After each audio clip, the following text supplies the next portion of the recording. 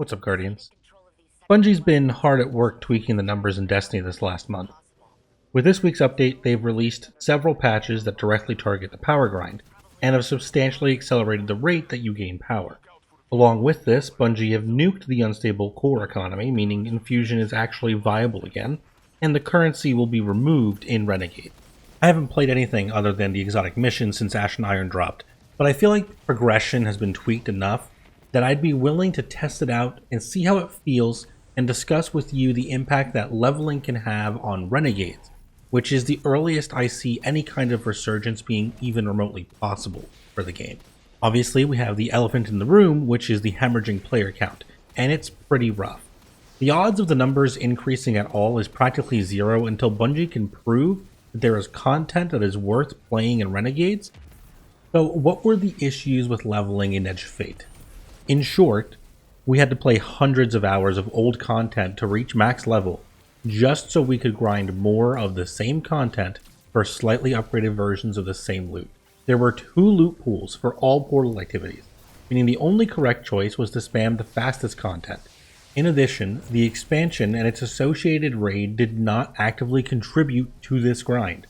Finally, when Ash and Iron released, we learned not only was the activity 3 queues for the same activity, but the loot pool overlapped with the regular portal drops, so you couldn't even reliably farm the new content. But what has Bungie changed? For starters, almost every non-solo portal activity gained increased drops per completion. Then, the power of drops was increased across the board to level faster by about +1 on average. And the bonus drops in the portal were changed from -10 drops to match your reward power. This means spamming a fast solo op is no longer the fastest way to level. Instead, you want to bounce around chasing your bonus engram. In my experience, even 1 or 2 bonus drops on a decent fire team op can get you +1 level per activity completion. This is a huge improvement over 1 drop per activity, which is what we had for the longest time. If this system was in place when Edge of Fate launched, we may have actually finished the power grind before we got tired of it. The next big change they made was to the raid. It provides power at a slightly higher amount per drop, with doubled drops weekly. And this double drop bonus resets if you clear every encounter. This means you can 100% grind power in the raid with no weekly lockout. I think this is honestly a no-brainer. They made the raid farmable. They gave us 300 levels of seasonal power. The raid that came out in this expansion should contribute to you leveling, and now it does. And it is a little bit more per drop than the regular encounters. I want to say it's an extra power level for each engram. You are going to be getting 2 per encounter, so depending on your team, that could be really, really fast, or it might take a little bit longer if you're slower at the puzzles or boss damage or things like that. The only downside is it's going to be much harder to get your friends back into the game and to play the raid with you now than it was 2 months ago, 3 months ago. Finally, unstable cores and new gear scoring are on the chopping block.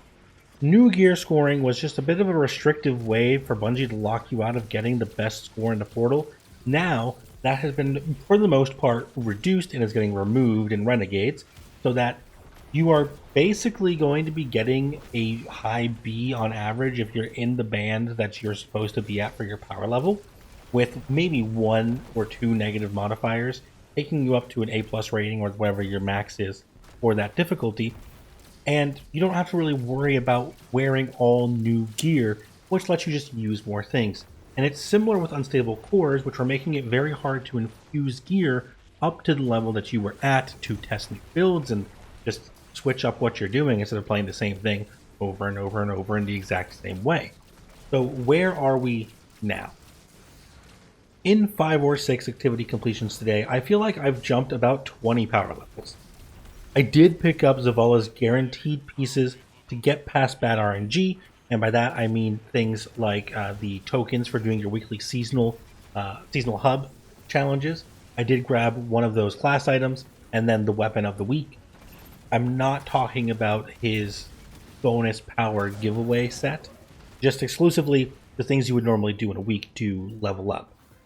But it honestly felt so refreshing to see more than one engram drop after 15 minutes in a strike.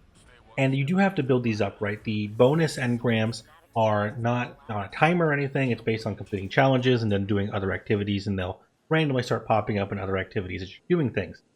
You're not always going to have 7, 8 items pop out, but when you do, it feels really good. Even just 1 or 2 bonus drops on top of the increased drops they already did has been really, really good. On top of the level increase per engram, you are just gaining power at a rate that seemed unbelievable when Edge of Fate dropped. Now, the actual portal activities themselves are still nothing to inspire fanfare, but it makes so much more sense for the coil to drop 5 times the engrams of Caldera. Hopping between activities was more interesting as well compared to playing the same thing over and over. The unstable cores are pending removal, but received a sharp discount, and there's a one-time donation of 777,777 in the tower that you can go pick up. If I had to guess, if you were to pick up the game and queue up with Bungie's 300 power gear set, I think it would take you about a week of like consistent grinding or a month of a relaxing pace, maybe playing for a couple hours a week, let's say 4 or 5 hours a week. I think that would get you enough playtime to probably get to 450 at least. Maybe not power cap, that might take a little bit longer, but to get to 450, which is when tier 5 start dropping, I think a week, if not a month at most for most people. And that's a way better pace than we had before. If that was the pace that we had when Edge of Fate dropped, and might have been a little bit longer, maybe a month and a half, 2 months, I think people would have found that very acceptable at the time. I don't think we would have lost as many people in that time frame. I might have been playing much more at the time, and then maybe the raid would be more populated. There's still so many things that we can't do, extra raids. All the old legacy content has nothing to really gain from being at power level. All it really does is let you farm the portal more, but the actual feeling of going through and doing the leveling process would not have been as much of a negative on people's attitude if this was how the pacing was when it came out. And I feel like in that case, it was just undercooked. The issue that Renegades faces, and that it has to address if Bungie wants to continue producing Destiny, is creating new, fun content with unique and interesting gear. Leveling needs to have a place in the expansion, outside of the portal, and the post-campaign activities of Renegades need to be more than just mythic campaign missions and Civ.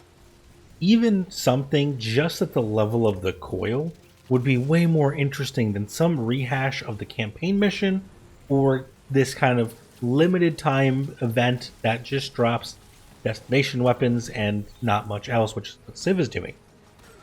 If you do any leveling before Renegades, you won't have to be reset and your cap is not increasing, so destination weapons bring some actual heat this time.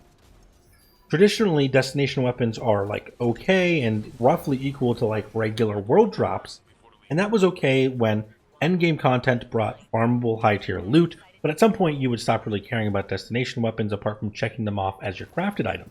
Now, when we went into Edge of Fate, it offered us this endgame variety of world tier loot. There was at least tier 5 versions of the loot, and you had to go grind a portal to 450 first to even get the tier 5 drops, and then as soon as you did, they were all mediocre because they're destination weapons.